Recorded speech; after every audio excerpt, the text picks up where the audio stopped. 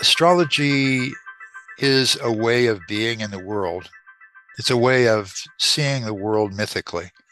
It's a way of valuing the soul as opposed to the ego.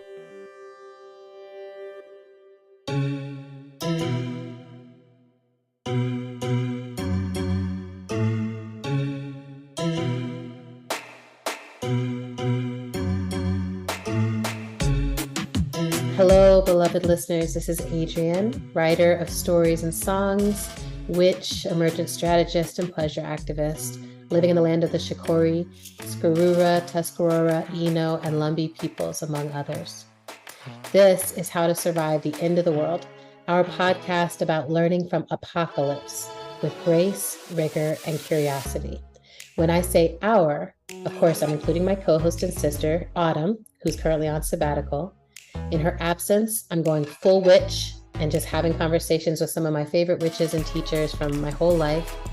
When I say witch, I'm speaking about people who work with the elements of the natural world, including our human nature, to generate more possibilities. And today, the guest that I have is someone who has done that through a lot of astrology and divination. And actually, you're the first person that I really started taking seriously when I was reading horoscopes.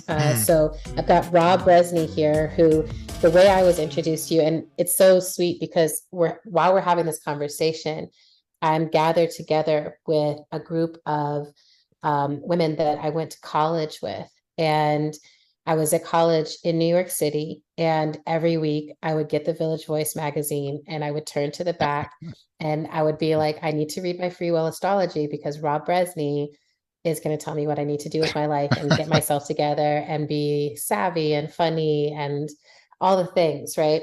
And for years and years, you were that person. And then you've gone on and done a lot of other writing, which is really mystical and magical and fantastic. So I think of you as an astrologer who's also a writer, like both a creative writer and continuously trying to make sense of this world that we're in. And I'm so honored that you were down to come witch it up with me over here. So how are you right now today? Like, how's your body? How's your balance of self?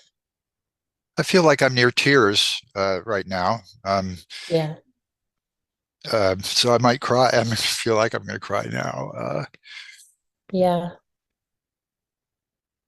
because I feel like I'm so ecstatic to be communing with you because Mm, you are so much in alignment with my way of seeing the world and acting in the world. hmm And mm, that's always a cathartic thing. I mean, it doesn't happen very often that I'm in the presence of someone with whom I share so much hmm of the world, of the hmm values that I hold dear. So that's part of it. And um, the grief that I feel about the ongoing ecocide in the world and the loss of species. And there's more than one genocide going on in the world. There's about six or seven Yeah. genocides going on in the world, and Yeah. um, so that's how my body feels right now. I have a very strong kind of sense of love and longing in my heart right now. That's the physical feeling that I have. Yeah. As you know, I mean, the first instruction of the grief and the rage that we feel is that it's based on love. That we feel this way because we love so much, Yeah. and I have to remember that, and I do constantly remember that.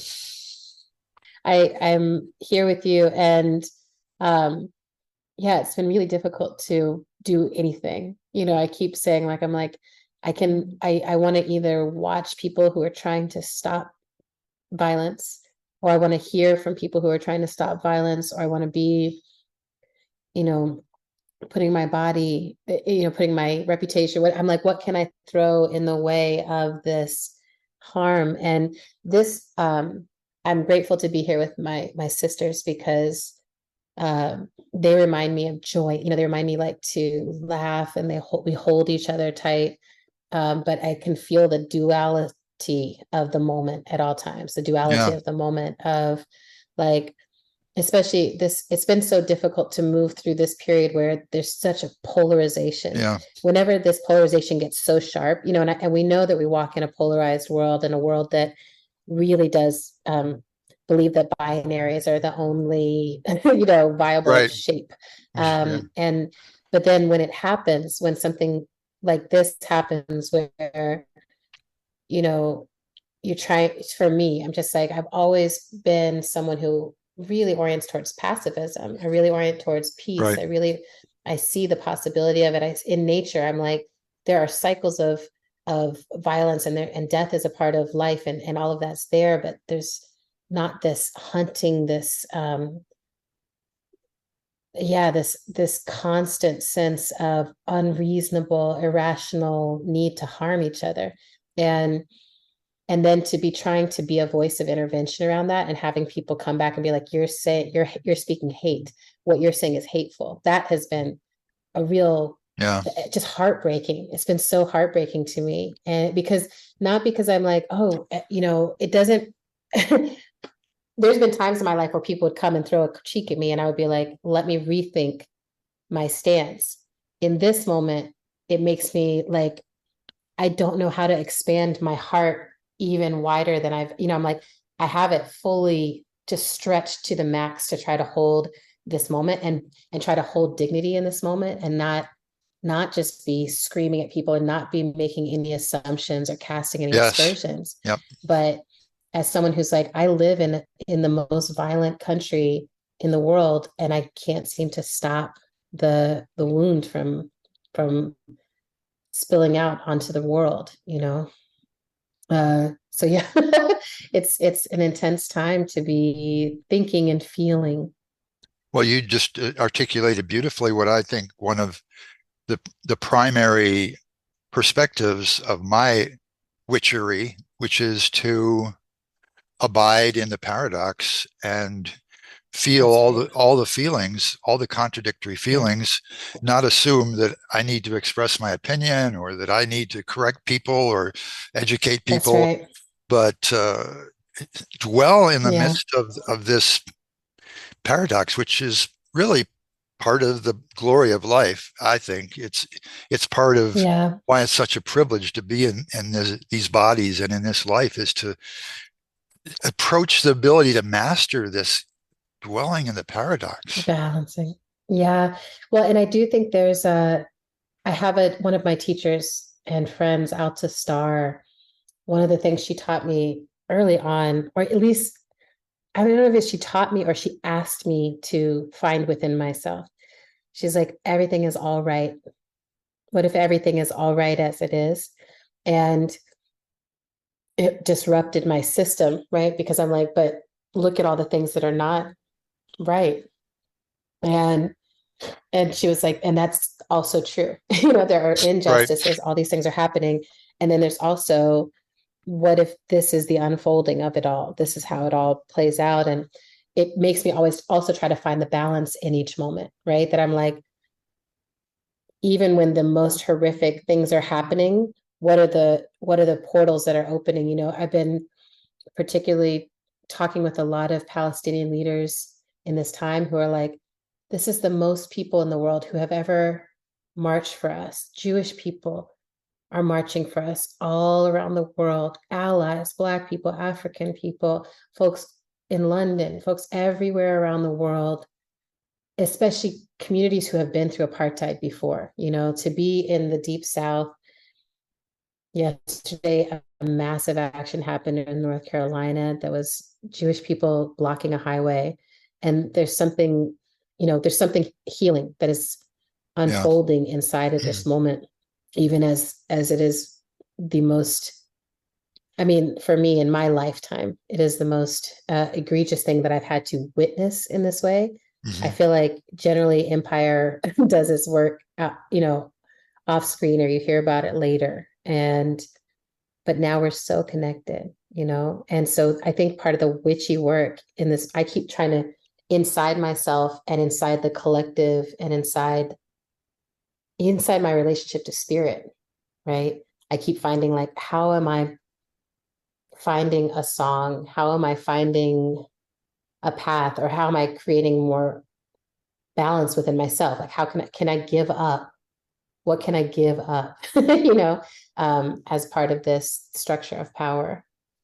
Well, and resist the urge to make everything binary, that it's Exactly. always either and or. You're either on this side or that side, and Yeah. you can't be And you can't just be someone a who person empathizes. Yeah, right.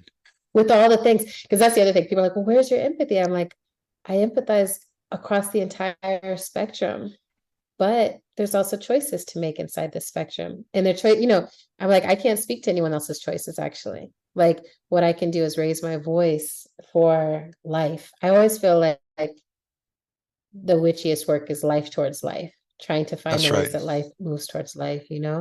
So I know that I'm using the language of witch for this season. I call this witch school. Do you call yourself a witch in the work that you do generally? Like, is that a way that you identify, or how do you call yourself? I try to have as many job descriptors as possible, but that's certainly one of them.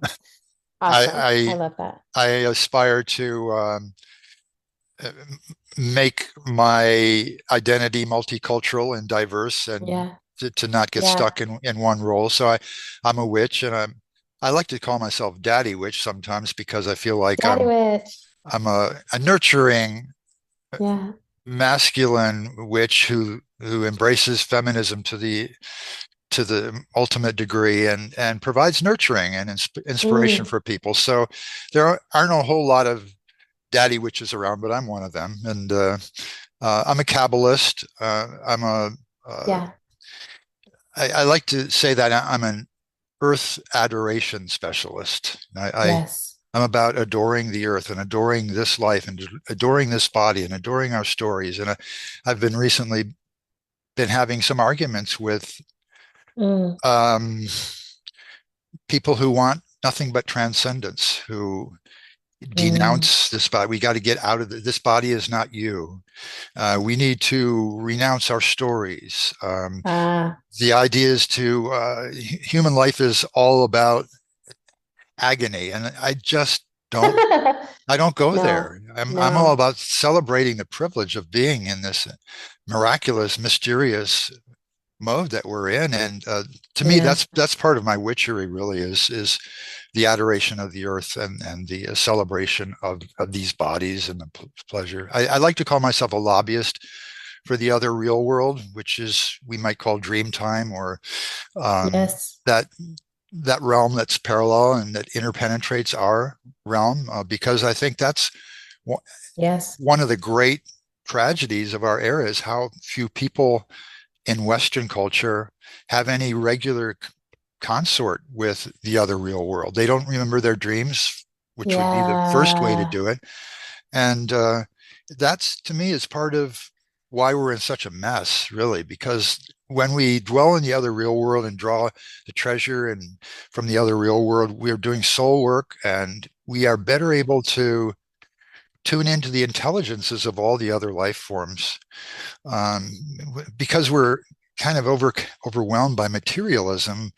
We think that the human sense of intelligence is the only valid form of having an intelligence. And Oh, so my witch work involves not just conceptualizing animism, but trying to retrain my perceptions to perceive the world animistically, and to listen to all these other intelligences, both in this overt real world and the other real world. And these other, yeah. the other real world helps me learn how to do that in the overt real world, where I can I can tune into the language of animals and tune into the language of the trees, Yes.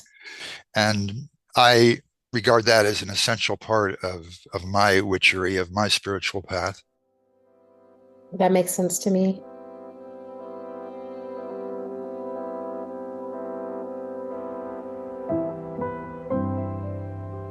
Hello, beloved survivors. This is Autumn.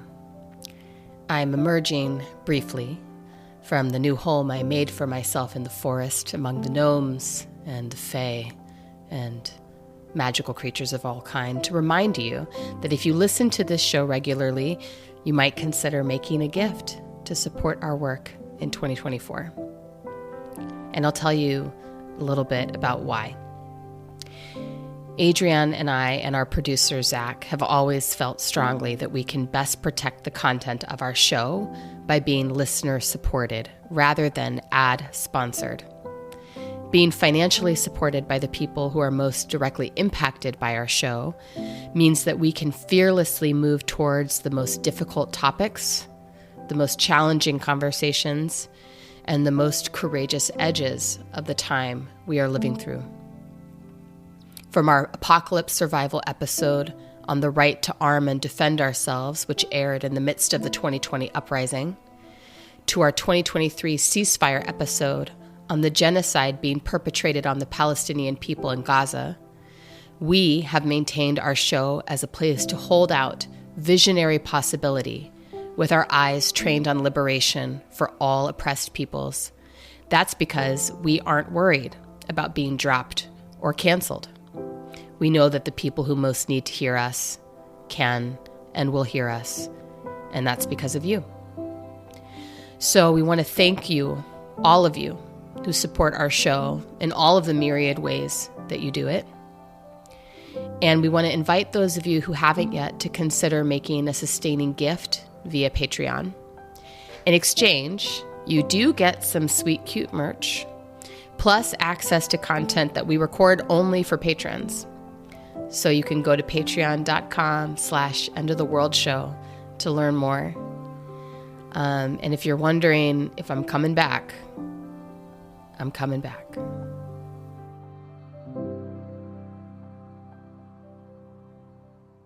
The idea that we are separate feels like one of the most harmful Absolutely. pieces to me. And I do feel so much of my witchy work is, just listening, Yeah. listening until I can feel what is unseeable, or I think of it as, it's like sometimes even if I get a visual, it still feels unseeable. I know that I love that line from the Tao. It's like the way that can be named is not the way.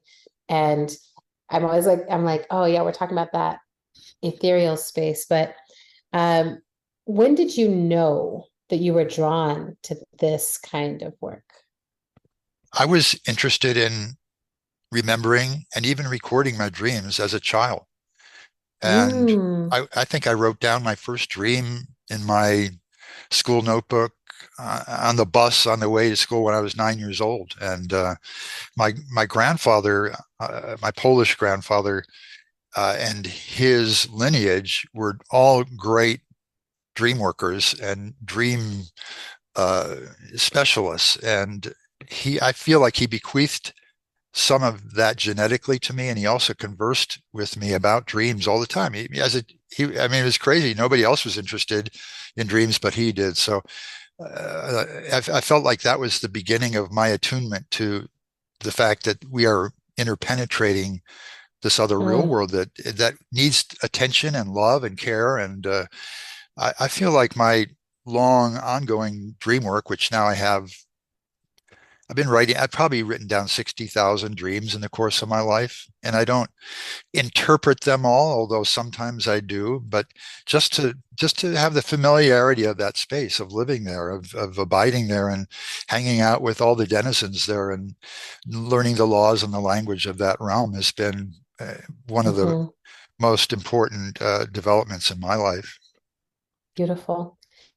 So that started when you were a kid. Yeah. And then when did you come across astrology?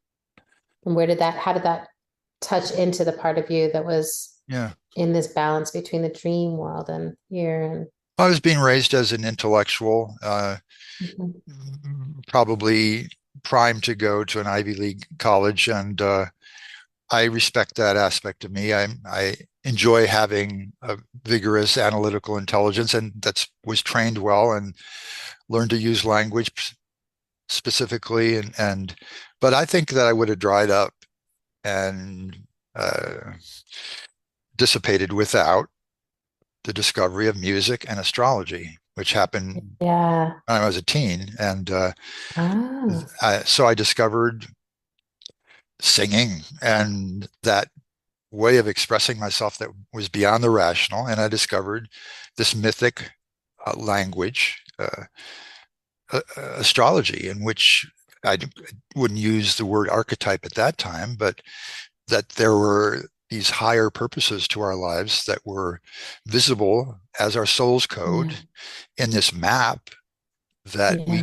that we could learn how to not read without absolute precision, but get a good sense of what is the big story behind each of our lives and what's the big story behind all of the collective lives. And so I feel like that saved my soul, music and astrology. And I was reading, Dane Rudyard was my first teacher as an astrologer. I didn't meet him personally, but he was an astrologer who put a great emphasis on not just the personality reading, which I love, but also the using astrology as a means of understanding the collective movements in history. I love that. And that as a natural segue, the next place I was going to go is who would you call the ancestors or the teachers in the lineage of your practices? I feel like I've been in touch with an astral ashram. That's Mm-hmm. one term for it Mm-hmm. since I was in the crib, since I was 6 months old. And these days I call it Feral Paradise University. And it's changed its names over a period of time. But a lot of my teammates are there, and some are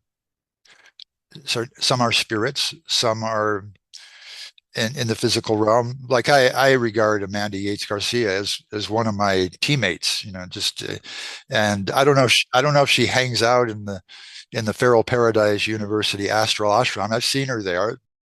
So Skeleton Woman is someone I consult with every day, and Medusa is someone I consult with every day.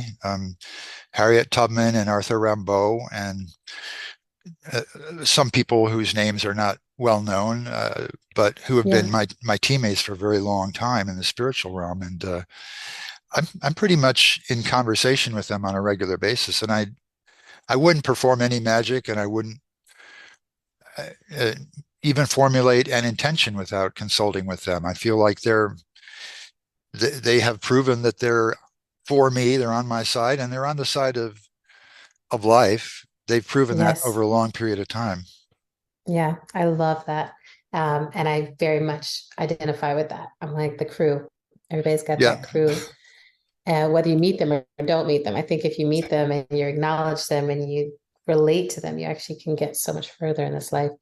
What are all the ways that you currently do your witchy work? well, the dream work is an essential part of it. Um, Yep. the one of the And is that like something that happens when you're sleeping? Like, is it only something that happens when you're sleeping? Do you do other trance states and other work around that? Yeah, I was going to say that next. I think one of my goals and projects over the last 10 years is to be in a chronic state of ecstatic altered awareness, to really cultivate that as a way of life. And that requires me to understand Wow. that it's not an either or. It's not like you're either tripping your brains out or in this dull routine realm of consciousness. There are a trillion states in between. They are Yes. many are yet to be discovered. They are potentially new in each moment, but they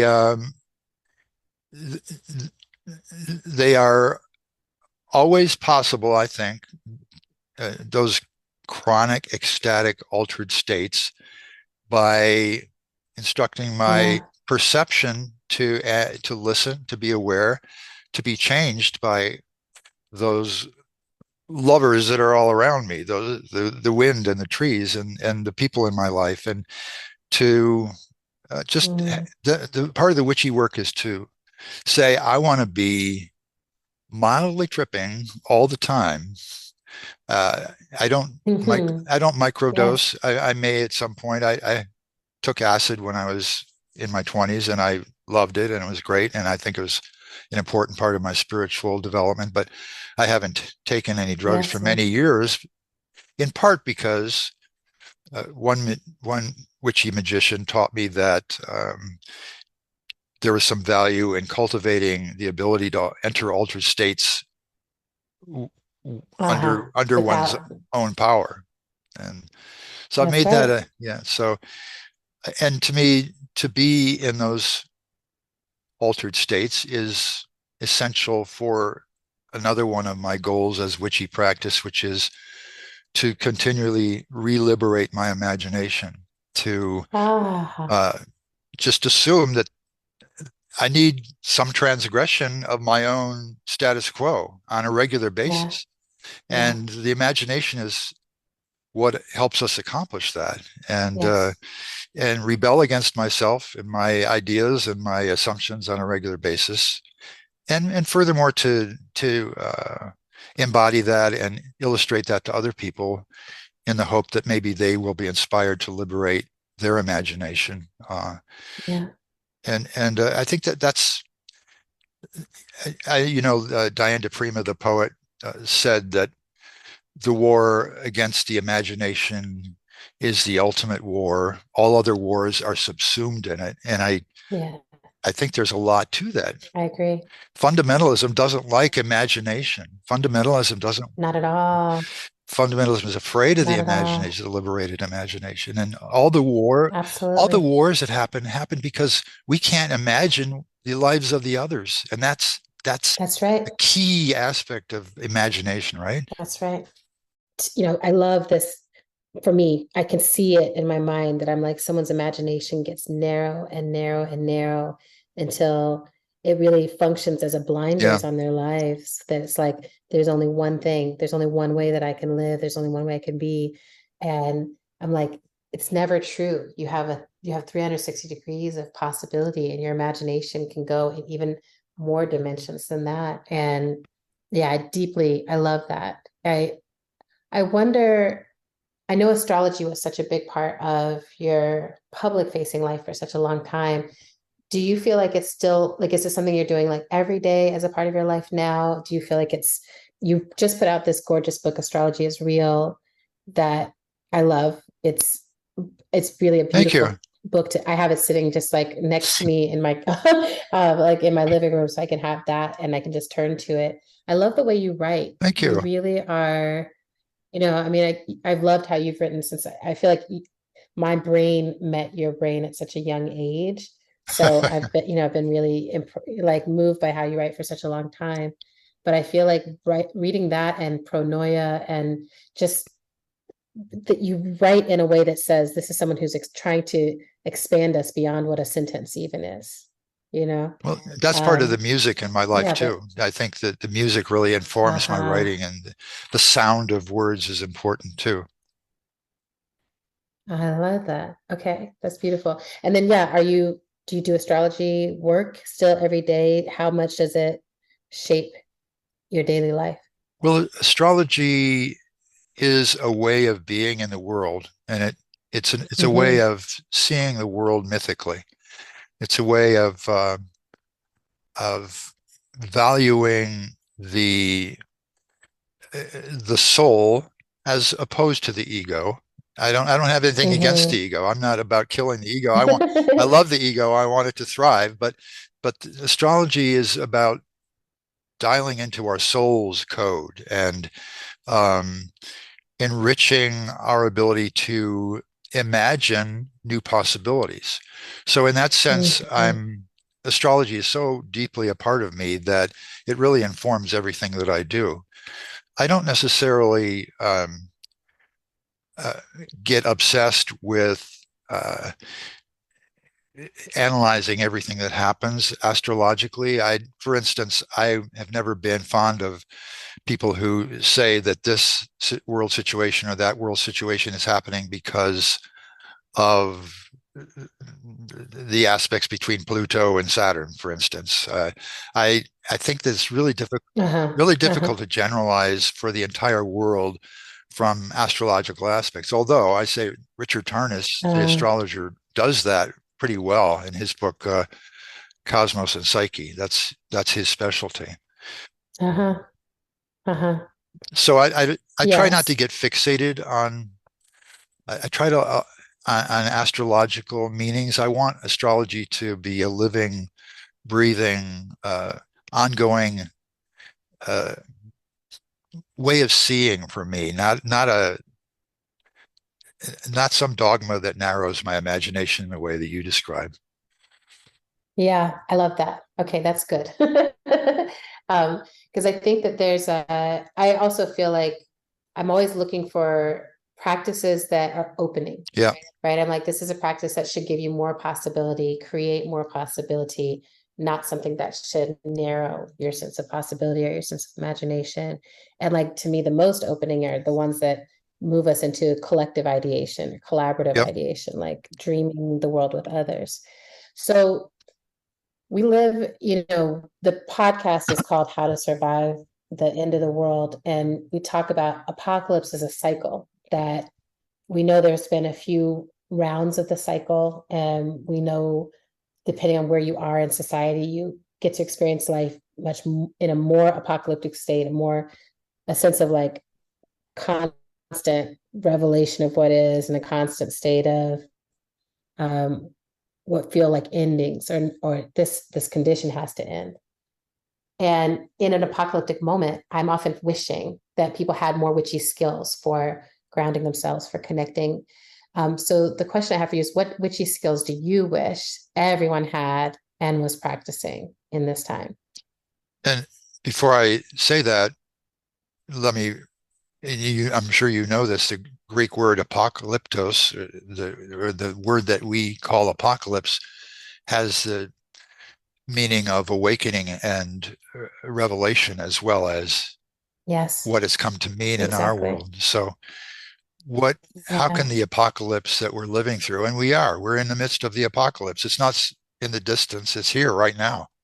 And No, it's here. so how do we not just survive in the midst of the apocalypse that we're living through, but how do we thrive in the midst of it? And what that state that Yeah. you articulated so well earlier of living on the edge of the contradictions, holding the contradictions and the paradoxes with love, with Yes. love and Yeah. with a longing for beauty too, how to find beauty in the midst of this paradox. I think that's a key life skill. Yes.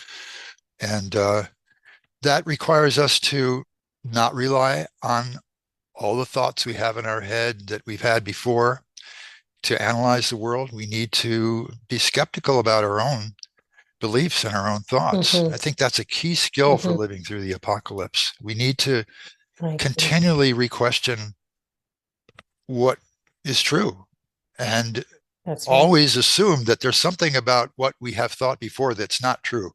That's a fixation of some sort. That's a pathology of some sort. So how can we outgrow it? Okay. I like that. I feel myself expanding as I listen to you. Well, and It's because it is, yeah, curiosity is a curiosity. key skill in living through the apocalypse, and Yeah. that goes along with what we're just saying. Is Yeah. assume that you may not know what's true and what's right in this situation. That you have a lot to learn. I have a lot to learn, and Yes. the way to learn it, to me, one of my teachers, Kabbalistic teachers, said if you want to know the truth about anything, you have to love it. If you want to know the truth about a person, about a dog, about a Mm, tree, you have to hmm. love it, because if you don't set up that empathetic connection with the other intelligence, its nature won't be wholly visible to you. So Mm, I love that. I love that. So one which you practice then is truly cultivating love in yourself, absolutely, to me, that's for the the main one. world, for the other, yeah. How can I enhance the interconnect my how And, can I you enhance know, the my visceral sense of the interconnectedness of all things? Not just the idea is great, that yes. comes with it, but how can I feel in my heart, in my gut, in my crotch, in my head, how can I feel the love for all of us together, and how can I tune into the way that we're all Yeah. connected? Yeah. And that's an emotional thing, that's a feeling I thing. love that.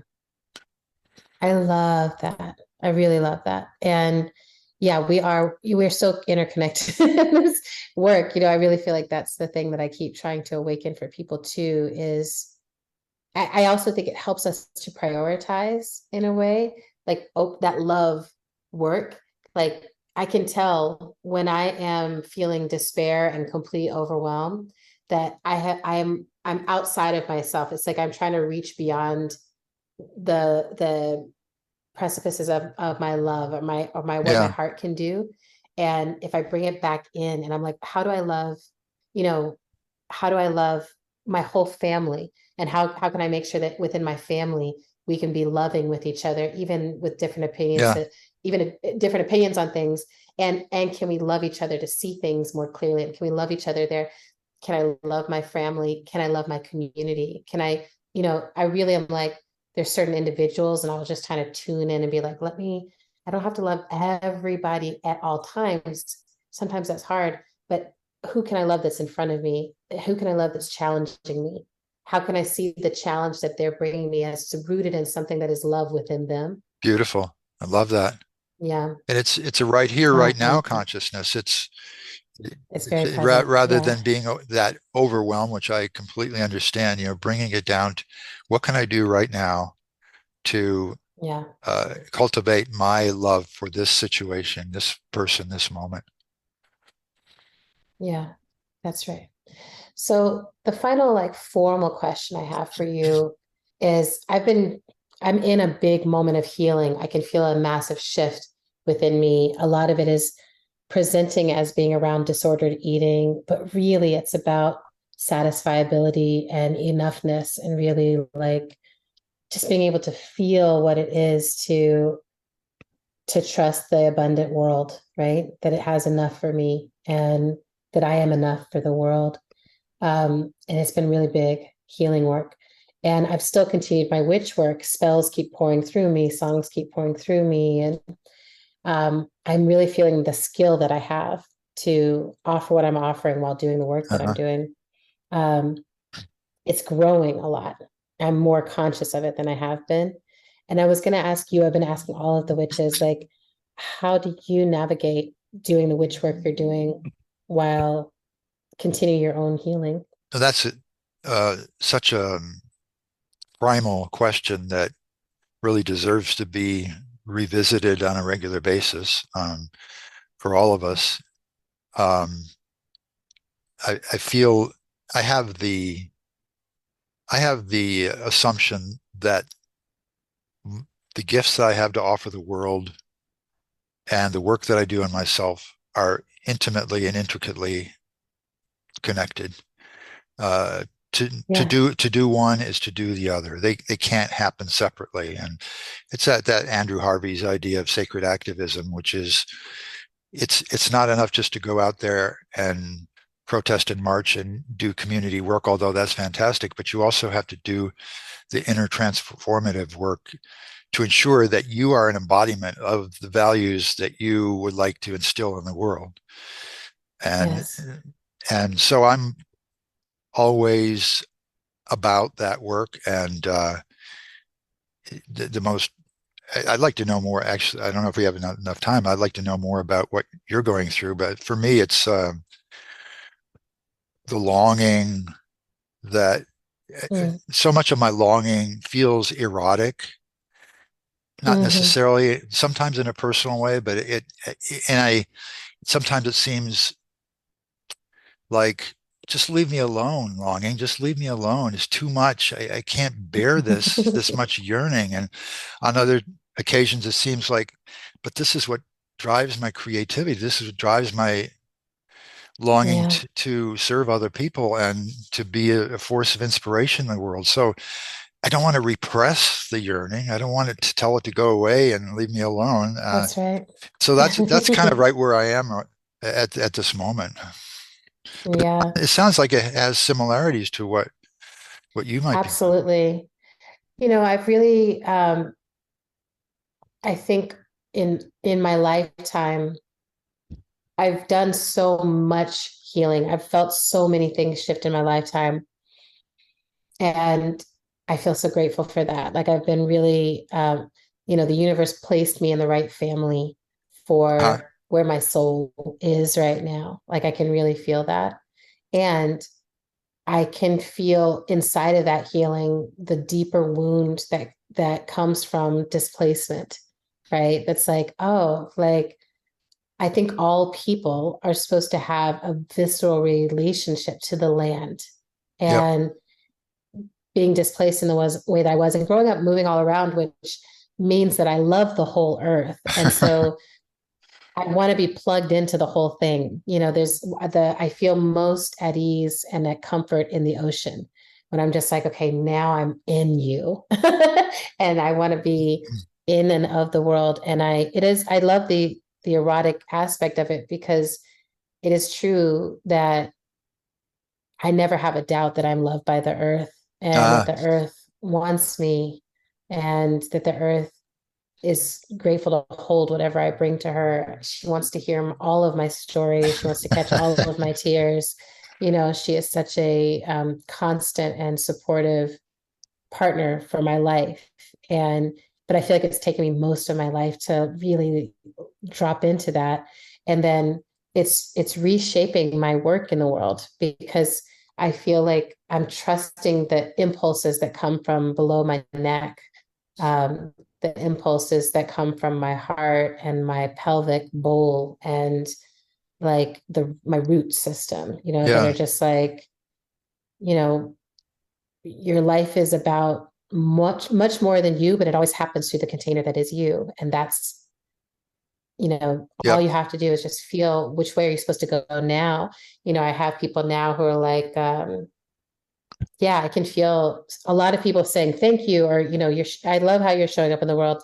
And then I can feel other people, you know, just being like, I have a strong critique about how you're showing up in the world. And it's really Yikes. beautiful to be able to just sit with that. It's okay. Right. I'm like, Uh, yeah, it's okay. You know, I'm like, I I'm learning that it's okay if other people are uncomfortable as long as I know that whatever bell I'm ringing is reverberating from my root uh-huh. system, right? And I'm like, I don't know all the answers. Like if I go up through my head, I don't know the answers. You know, I don't know how we get to peace. I don't know Right. how we find harmony. I don't know it up in my mind, but I do know that I have sung my way into that experience with other people, and I have made love into that experience with other people. And I have been in Yeah. healing circles and I have been in communities and actions where I felt this other way, this other possibility. And I definitely feel it in the ethereal and the dream realm. So yeah, I think a lot of it feels very similar, right? That there's this huge thing that's constantly pulling me into my work, my aliveness, my not doneness. And I have the Mhm. blessing. I had an elder. I talk about her, Grace Lee Boggs. Um, I got to see her reach the end of a long life and say, I'm good. I'm done. That's enough. I don't have any more thoughts. I don't need to write any more books, you know? And I'm like, that's, if any, you know, I'm like, I'm also hungry for that experience. I hope, inshallah, I hope that that's the life that I get to live, is one in which I'm not, you know, unsatisfied by how it ends. And that's actually the big wish that I have for everyone, right? Is, Uh-huh. you know, I don't know that we ever get enough of the people we love, but I do think we can find satisfaction in the lives we live. And Beautiful. that's what, you know, so I'm the intimate practice ground for that. Well, you offer that Yeah. so well. I am so nourished by your work in the world. It's hard for me to imagine that anybody doesn't like the way you show up, for me, because It's beautiful because I feel like a living embodiment of love, right? Like what's happening inside me at all times feels like love. So that's helpful because then when people do show up and they're like, well, why are you like this? This past month has been really fascinating for me because I've had a lot of people being like, I trust everything you do. I love everything you do, except right now I don't like you. uh-huh. Right. And so That's nice. for me, I'm Yeah. like, it's okay because I have to say, I think with time, maybe you'll see this moment differently. Uh-huh. And maybe I'll see this moment differently too. Like I always allow the fact that I might be out of alignment, you Yep. know, I might not be acting from the ground. I think in times like this, whenever there's conflict moving in the world and when there's these forces that feel out of control in their hunger for violence. When that happens, I think everyone gets triggered, but in different ways and in different places and to Yep. different places inside your own history. So I know that there's a part of me right now that is moving from a place of trigger, right? That I'm like, I'm someone who lived through 9/11. I watched what my country did Yep. afterwards. I can't live with it. I have to live with it. And so, all the time, I'm like, the most loving thing I feel like you can ever do for people is help them to stop being a part of any machinery of harm. Hmm. That's the most loving thing you can do for Yep. other people. When I look to police, when I look to the military, I'm always looking for those people who are like, I was in there and I realized how much it hurt my soul and I got out. And I'm like, I believe you. I believe that it hurts the soul to do that. And I believe we all have to get out of that, right? Yeah. So, Well, thank you for doing that work. I mean, I feel like personally blessed by the fact that you're doing that in the world.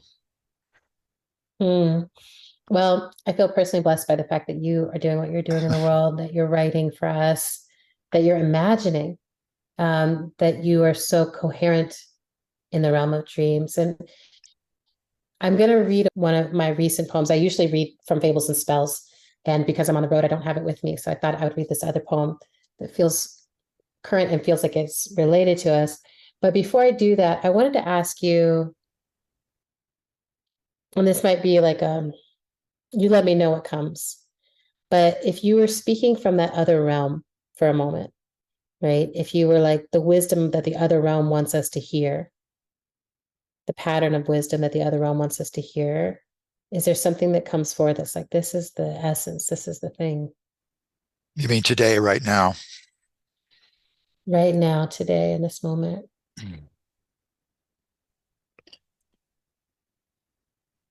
Well, last night I dreamed several dreams of the world burning. The world that I was in was burning. Everything had burned down. Everything was wrecked and ruined, and I was still alive. It was Mm, a devastating feeling, but I mm, treasure that I had that dream because it enhances my empathy for what people in other parts of the world are feeling right now. So that's right. the dream doesn't the dreams don't necessarily give you the answers. Sometimes they give you experiences that help build your love and your empathy. And I don't think we ever reach the end of building our love and empathy. I've done a lot of work on that, but I'm not done. I'm still going in that direction. And so the dream was a gift in that sense, even though it was very painful. Thank you. Thanks for letting us know and feel that. I know, like I've been having dreams like this as well, waking up from the collective experience too. So the poem that I'm going to read to you is called "The Border is the Wound," and this came on the 21st of October. It says, "I will not let my heart shrink to the size of my oppressors. I will stay soft. I will pray with dignity for the absolute freedom of all humans from hatred and the myth of separation. I will dance pure love upon the moon, so far from my oppressor that I can return with her heart. Here is how I practice.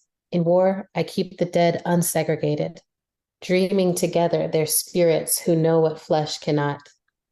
I shake off monoliths. I ask right now, who are the prisoners and who are their guards? I do not let those at peace with oppression tell me I am heartless. I do not perform my grief. I weep freely at the altar. I pray up their names. I critique abroad what I critique at home. I know every aspect of my freedom is unexpected here, still precarious. I see all the humanity, the mistakes, the narrow, sharp lives left in the wake of trauma. I know my country well. We always think our motives invisible. We are always naked. In my hands are 1,000 rivers, pain, confusion, misinformation, fury. But the eyes of those children watch me. I start at the freshest cut, As the earth whispers, the border is the wound. Beautiful.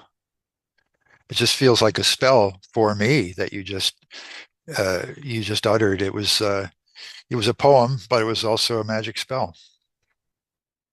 It's a spell. I think I only write spells. I think they like sneak under the hood of a poem. But I think they're all spells actually. Rob, it's been just a total blessing to my life to get to sit and be with you and Same talk with you here. in this time. And I know I could talk to you for a long time, so I hope our paths cross in other ways, you know. Me too. Shake these bones, shake these bones, oh, I gotta shake these bones. Hi. Shake these bones, oh, I I miss you. It's autumn again. Thanks for listening to our show. You can make a sustaining donation to our work by visiting our page at patreon.com/endoftheworldshow. You can also find us on Instagram at endoftheworldpc. How to Survive the End of the World is produced and edited by the incomparable Zach Rosen. Music for our show comes from Tunde Olaniran, Mother Cyborg, and the Bangsons. Talk to you soon.